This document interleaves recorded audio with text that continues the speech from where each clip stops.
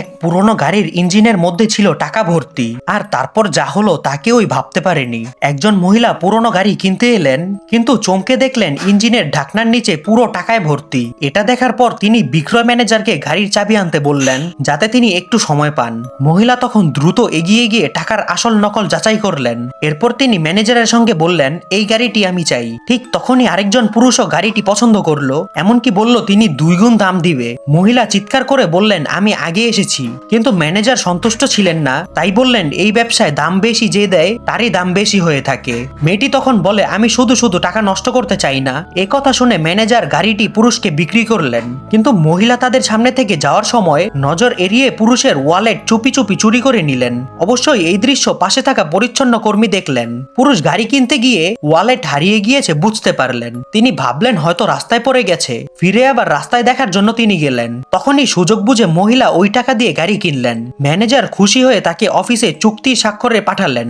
কিন্তু ঠিক তখনই পরিচ্ছন্ন কর্মী ওয়ালেট তুলে নিয়ে দেখানোর ঘটনা ম্যানেজারকে বললেন। অবশ্যই ম্যানেজার নারীর টাকার উৎস দিয়ে মাথা ঘামালেন না। তিনি শুধু ভাবলেন কে সবচেয়ে বেশি দিচ্ছে। পরিচ্ছন্ন কর্মী বললেন, আমি পুলিশকে জানাবো। কিন্তু ম্যানেজার হুমকি দিলেন, তুমি এমন কিছু করলে তোমার চাকরি তুমি হারাবে। এরপর পরিচ্ছন্ন কর্মীকে সে বাইরে পাঠালো। গাড়ি ঠিকভাবে চালু হয় কিনা দেখতে ম্যানেজার ইঞ্জিন খোলার সময় ভেতরে অনেক টাকা দেখতে পেলেন। তিনি সঙ্গে সঙ্গে ফোন ধরলেন এবং সহকর্মীকে সময় নিয়ে আস্তে ধীরে আসতে বললেন, যাতে মহিলা দেরি করে। শীঘ্রই মহিলা চুক্তি নিয়ে ফিরে এলেন, চাবি নিলেন এবং গাড়িতে চড়ে যাবার চেষ্টা করলেন। পরিচ্ছন্ন কর্মী যাতে মহিলা চলে যেতে না পারে কাপড় দিয়ে এক্সেক্স ব্লক করলেন, ফলে গাড়ি সঠিকভাবে চলল না। কৌশল সফলভাবে কাজ করলো এবং পরিচ্ছন্ন কর্মী চুপচাপ চলে গেলেন। মহিলা গাড়ি থেকে নেমে ম্যানেজারের কাছে গিয়ে জিজ্ঞেস করলেন, এটা কি হচ্ছে? ম্যানেজার বললেন, এখন এটা আমার সমস্যা নয়, আপনার আগে সব চেক করা উচিত ছিল। মেয়েটি বলে, যাই হোক, আমার তো দরকার অন্য কিছু। ইঞ্জিন খোলার পর দেখা গেল টাকা সব হারিয়ে গেছে। এখানে টাকা ছিল, কোথায় গেল? মহিলা হতবাক হয়ে প্রশ্ন করলেন। দুজনের বিবাদ চলাকালীন পরিচ্ছন্ন কর্মী সেই পুরুষকে পুলিশ সহ নিয়ে এলেন।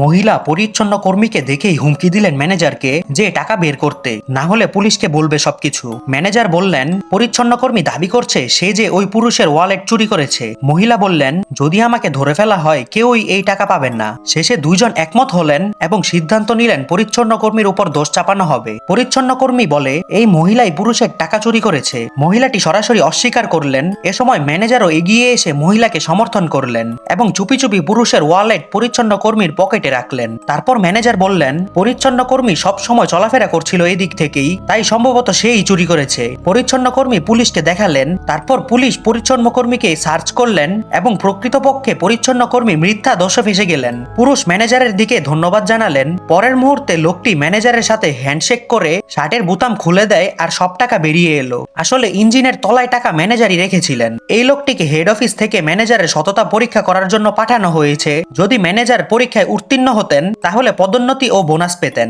কিন্তু তিনি সফল হননি। এছাড়াও তিনি পরিচ্ছন্ন কর্মীকে মিথ্যা দোষারোপ করছিলেন। শেষে ম্যানেজার মহিলাকে ধরে বললেন, ওই ওয়ালেট চুরি করেছে, আমার সঙ্গে কোনো সম্পর্ক নেই। তারপর লোকটি বলে, ম্যানেজার তুমি তোমার চাকরি হারালে, বের হয়ে যাও এই অফিস থেকে। ফলাফল, ম্যানেজার চাকরি হারালেন, মহিলা ওয়ালেট চুরি করার জন্য গ্রেফতার হলেন, আর ভদ্র ও সতর্ক পরিচ্ছন্ন কর্মী শেষ পর্যন্ত পদোন্নতি পেলেন এবং নতুন ম্যানেজার হলেন। এই সৎ পরিচ্ছন্ন কর্মীর জন্য একটি লাইক দিয়ে চ্যানেলটি সাবস্ক্রাইব করবে অবশ্যই।